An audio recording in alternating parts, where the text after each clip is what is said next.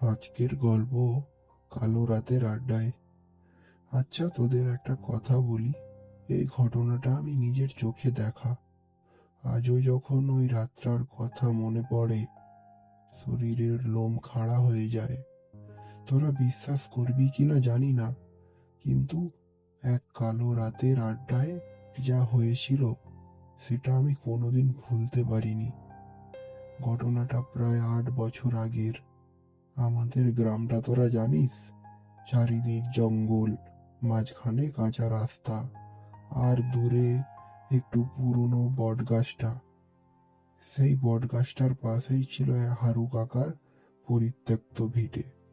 লোকজন বলে ওখানে নাকি কিছু একটা আছে, কিন্তু আমরা তখন এসব বিশ্বাস করতাম না। সেই রাত ছিল অমাবস্যা। আকাশে চাঁদ নেই, তারা নেই, শুধু কেমন একটা ভারী অন্ধকার।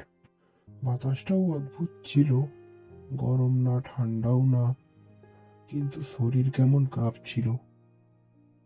আমি, পরেশ, নিতাই আর গোপাল চারজন মিলে বটগাছের নিচে আড্ডা মারছিলাম।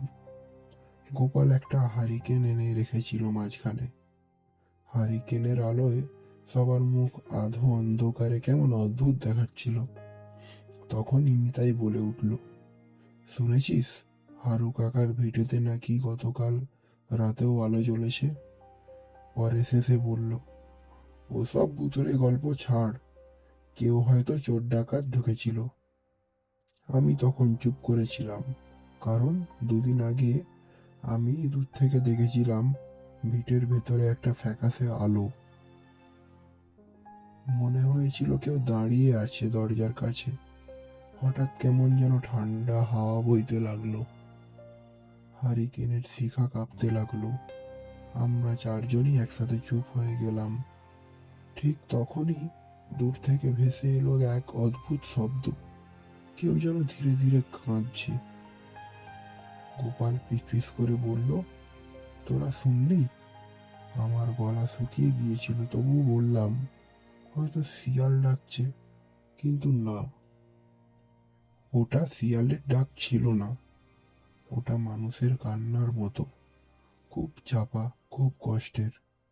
আমরা ঠিক করলাম একটু এগিয়ে গিয়ে দেখি, কে জানে কেউ বিপদে পড়েছে কিনা। হাতে শুধু একটা হারিকেন আর পরশের লাঠি। ধীরে ধীরে হারু কাকার ঘরের ভিটার দিকে এগোতে লাগলাম। ভিটোতে দেখলাম অন্ধকার, দরজাটা আধ খোলা, ভেতর থেকে যেন ঠান্ডা বাতাস বেরোচ্ছে। হারিকেনের আলো ভেতরে ফেলতেই দেখি মেঝেতে ধুলো, জাল, ভাঙা খাট। কিন্তু ঠিক তখনই আমাদের চোখের সামনে দরজাটা নিজে নিজে কড়াত করে বন্ধ হয়ে গেল। গোপাল চিৎকার করে উঠল, কে ওখানে? কোনো উত্তর দিল না। শুধু ভেতর থেকে আমরা আবার সেই কান্নার শব্দ পাচ্ছি। আমরা ভয়ে জমে গেছি, কিন্তু বেরোতেও পারছি না, কারণ দরজাটা যেন বাইরে থেকে কেউ ঠেলে ধরে রেখেছে। পরেশ লাঠি দিয়ে দরজাটা ঠুকতে লাগলো, কিন্তু দরজা খুলল না। ঠিক তখনই হারিকেনের আলো নিভে গেল। পুরো ঘর অন্ধকার। আমি শপথ করে বলছি, সেই অন্ধকারটা ছিল অস্বাভাবিক, যেন আলো ঢুকতেই চাইছে না।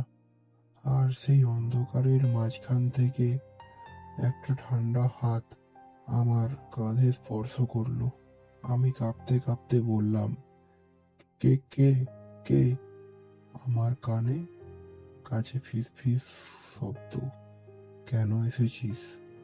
গলার স্বরটা ছিল শুকনো, কর্কশ, কিন্তু খুব কাছ থেকে, যেন আমার ঠিক পেছনে দাঁড়িয়ে। আমি আর নিজেকে সামলাতে পারলাম না, চিৎকার করে উঠলাম। হঠাৎ দরজাটা খুলে গেল। আমরা চারজন একসাথে দৌড়ে বেরিয়ে এলাম। বাইরে এসে দেখি হারিকেন আবার জ্বলছে, অথচ সেটা তো ভেতরেই নিভে গিয়েছিল। আমরা কাঁপতে কাঁপতে, হাঁপাতে হাঁপাতে বট গাছের নিচে এসে দাঁড়ালাম। কিন্তু গোপাল, গোপাল কোথায় গেল? আমরা তিনজন একে অপরের দিকে তাকালাম। গোপাল তো আমাদেরই সাথে ছিল, ও কই? পরেশ বলল, ও তো আমাদেরই পিছনে ছিল। আমরা আবার ভিটার দিকে তাকালাম। দরজাটা ধীরে ধীরে বন্ধ হয়ে গেল। নিতাই কাঁদতে কাঁদতে বলল, ওকে রেখে এলাম। আমরা আবার ভেতরে যাওয়ার সাহস পেলাম না। গ্রামে দৌড়ে গিয়ে সবাইকে ডেকে আনলাম। গ্রামের লোকজন লাঠি টর্চ নিয়ে এলো। বেটার ভিতরে ঢুকে দেখলাম, কিন্তু গোপালের কোনো চিহ্ন নেই। না রক্ত, না কাপড়, না পায়ের ছাপ। শুধু মেঝের ধুলোয় চারটে পায়ের ছাপ ঢোকার দিকেই আছে, বেরোনোর দিকে মাত্র তিনটা। সেই রাতের পর গোপাল আর কোনোদিনও ফিরে আসেনি। কিন্তু গল্প এখানেই শেষ নয়। ঘটনার ঠিক 7 দিন পর আবার অমাবস্যা। আমি ঘরে শুয়েছিলাম। হঠাৎ জানলার বাইরে ফিসফিস শব্দ। দরজা খোল। আমি চমকে উঠলাম। গলার স্বরটা তো চেনা, ঠিক গোপালের মতো। আমি জানালার ফাঁক দিয়ে তাকালাম। বাইরে অন্ধকার, কিন্তু একটা ছায়ামূর্তি দাঁড়িয়ে। মুখ দেখা যায় না, কিন্তু গলার স্বর, তোরা কেন চলে এলি? আমার বুক ধড়ধড় করতে লাগলো। আমি সাহস করে বললাম, গোপাল, তুই? ওই ছায়াটা ধীরে ধীরে মাথা কাত করলো। তারপর বলল, আমি একা না। ঠিক তখনই তার পেছনে আরো 3টে ছায়া দেখা গেল। আমি আর কিছু মনে করতে পারিনি। সকালে দেখি আমি উঠোনে অজ্ঞান হয়ে পড়ে আছি। এরপর থেকে প্রতি অমাবস্যায় হারু কাকার ভিটেতে আলো জ্বলে। আর কেউ যদি সাহস করে কাছে যায়, সে নাকি ফিসফিস শব্দ শুনতে পায়। গ্রামের বয়স্করা বলে, বহু বছর আগে হারু কাকার পরিবারকে নাকি কেউ বিশ্বাসঘাতকতা করে ওই ভিটেতে মেরে ফেলেছিল।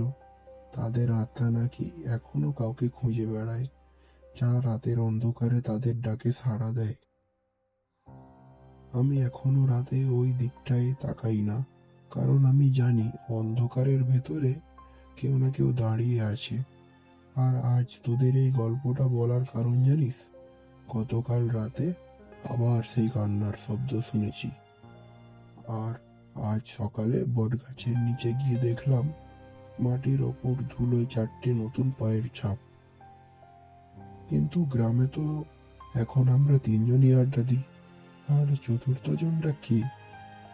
তোরা যদি কোনোদিন অমাবস্যার রাতে গ্রামে আসিস, আর দূর থেকে যদি শুনিস কেউ ফিস ফিস করে বলছে, কেন এসেছিস, তাহলে আর পেছনে তাকাস না। কারণ এক কালো রাতের আড্ডায় সবাই ফিরতে পারে না বাড়ি।